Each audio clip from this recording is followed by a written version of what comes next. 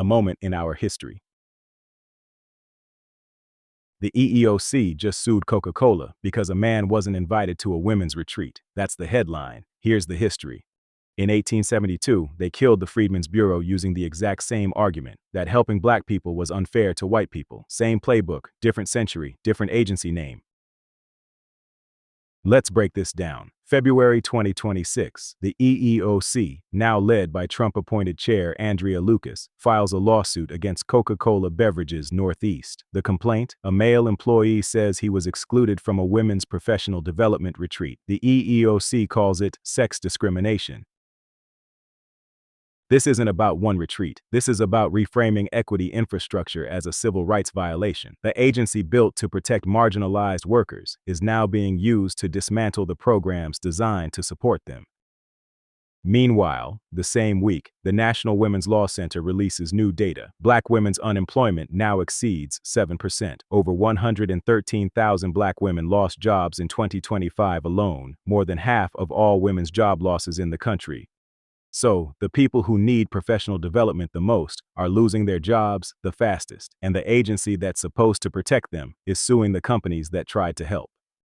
Now here's where history enters. 1865. Congress creates the Bureau of Refugees, Freedmen, and Abandoned Lands, the Freedmen's Bureau. Its job, help 4 million formerly enslaved people transition to freedom. Schools, land redistribution, labor contracts, legal protection.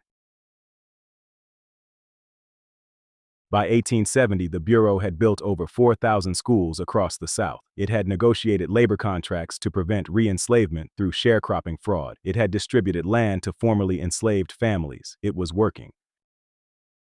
And that was the problem. The Redeemer movement, white Southern Democrats, launched a campaign to destroy it.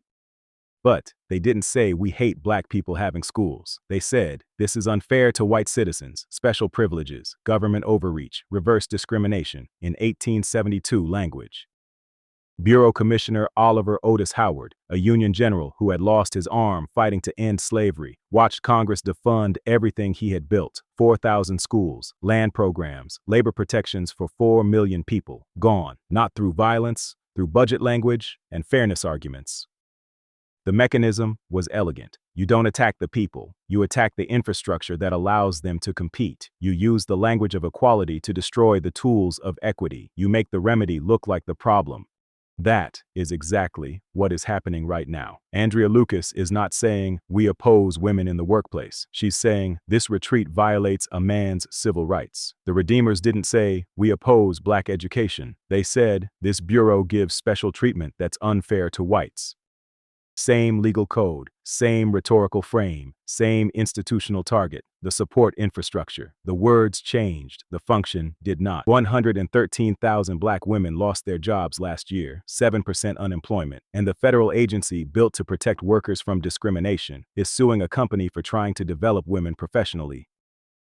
When they tell you it's about fairness, ask whose fairness. When they tell you it's about civil rights, ask whose rights are actually being protected. And when they defund or sue the infrastructure that lifts people up, remember, they did this before. In 1872, it worked then. They're betting it works now. The question is whether we let it. Save this, share it, teach it. They won't, so we have to. Until the next story. Peace.